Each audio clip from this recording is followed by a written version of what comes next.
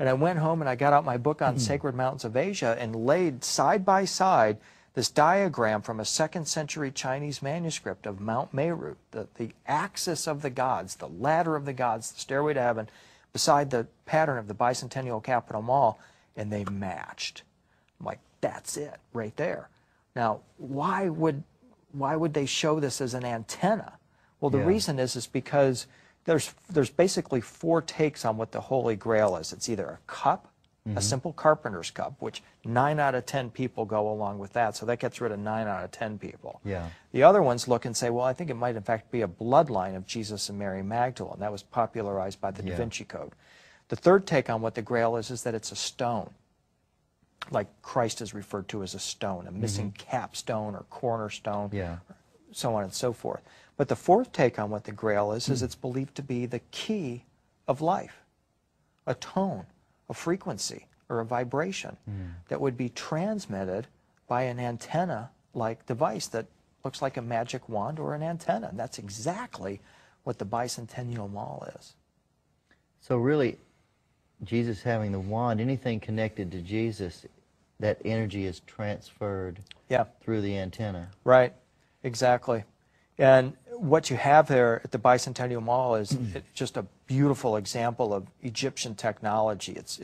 It's a living temple made of trees, but when you get into the Court of 3 Stars, it's an altar.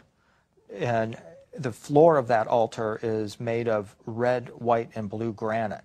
The Egyptians used red granite as their altar stone because it's loaded with pure quartz crystal. In fact, when you're in the Court of 3 Stars, you can look in on a sunny day and you see the quartz glistening in the sunlight.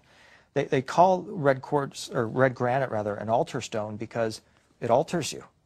It holds whatever frequency or vibration is present there. So I've started taking people with crystal bowls down there, and chanters. It's like a CD, Tony. That Court of 3 Stars with that red granite and that crystal is recording everything that you feel and say when you're in that space. So what we're doing is intentionally creating a healing space in that place by recording healing tones and vibrations and chants.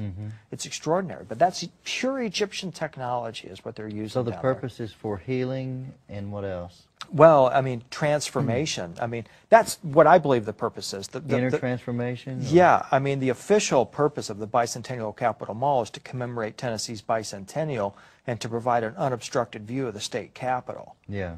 But what you have here is this magnificent temple that's laid out that if you can learn to walk it and connect with the energy there are 7 springs that run underneath that complex that are running energy through that place. Then you've got the stellar energy coming in as well. Right. And it's all focused on that Court of 3 Stars with that granite, just like a sponge soaking all this stuff up. And so that when you enter into that space, you can feel it. And then when you go stand on the iron rod that's drilled directly in the center of the Court of 3 Stars, and you make a sound out loud, you hear this reverberation, this echo. That point is one of the most profound places I've ever experienced, because what you find there at the mall is that each of the 7 energy centers of our body are perfectly marked there with appropriate symbolism. Our body literally is that wand, that magic wand. And in the examples that I show from early Christian art, when Jesus is raising Lazarus from the dead, he's got that magic wand in his hand and he's hitting him right here on the crown chakra. He's awakening his higher consciousness. And so when you enter the Court of 3 Stars, it corresponds on the body with, right there, the third eye. Right, and he's always talking about the body being the temple. The new temple is not a physical structure, but it's your body. Right. And so when you're standing on that iron rod in the Court of 3 Stars, you're standing literally on a point that corresponds with the pineal gland in the very center of our brain, third eye chakra, the seat of the soul.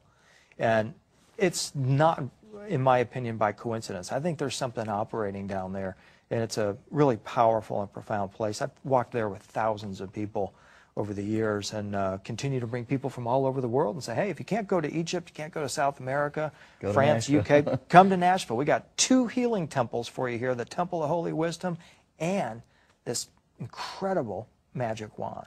Now the state capitol is a pretty amazing building. Have you found anything about it? Or lots of intriguing lore about that. Of course, it sits up on that artificially tiered mound. All kinds of wacky ideas about what's going on with that mound. Yeah. There was a Catholic church that sat there before the state capitol. Must have been a sacred Indian site before then. But, you know, that whole base of the capitol is sacred. There's an inscription at the Bicentennial Mall that tells you that this place was settled around 900 AD, which is probably pretty conservative, and that, in fact, it was a sacred burial ground.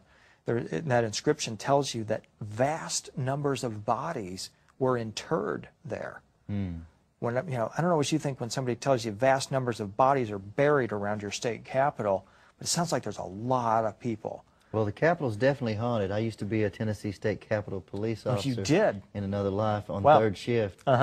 And you can hear voices in rooms, and when you open the door, it stops. Wow. You shut it back, you can hear. It's like a whole party going on inside. And Wow. footsteps going up and down the marble staircases, and a lot of the officers did report seeing apparitions. I didn't personally see any apparitions, but wow. I know the guy who built the Capitol's buried in the wall. And there's William Strickland, right? There's another person buried in there too, but I forget who they are. Yeah, former president, I thought. Andrew Johnson? No, I can't remember. I don't want to say. But you know, Polk? No. It might be. Yeah. You know, you like to research a lot of ancient texts, obviously. You refer to the lost books and that kind of thing. And one of the key players in the ancient world was Enoch. Well, in the 1970s, there was a guy named Dr. J.J. Hurtak who wrote a book called The Keys of Enoch. Right. And in that book, he has a map that shows 12 sacred sites that ring the earth, sort of like a pearl necklace of sacred sites. The Great Pyramid of Giza is the centerpiece. Then you've got a place in Mongolia, center of the Atlantic, Hawaii, the usual kind of places. And then he shows two areas that he says are going to become the sort of the hot zones when the Great Awakening occurs, like people talk about in terms of the millennium and that sort of thing. One is in the Four Corners area of the U.S. The other is on a corridor running from Lexington, Kentucky to Nashville, Tennessee. Now, what's intriguing about that is what it suggests to me is that Enoch supposedly knew about these 12 ancient sites going back into the ancient world. So maybe the reason why Nashville has this stuff going on now is because a long time ago it was already known as one of these key 12 sites around the planet. And now today it's coming alive again. And we have these temples here. People come to Nashville. It's the center for Bible publishing on the planet. Right. Not Rome, not Jerusalem, Nashville, the buckle of the Bible Belt. Yeah. I mean, there's a lot of spiritual energy here. People come to Nashville, they're like, move to Nashville, it's like, why am I here?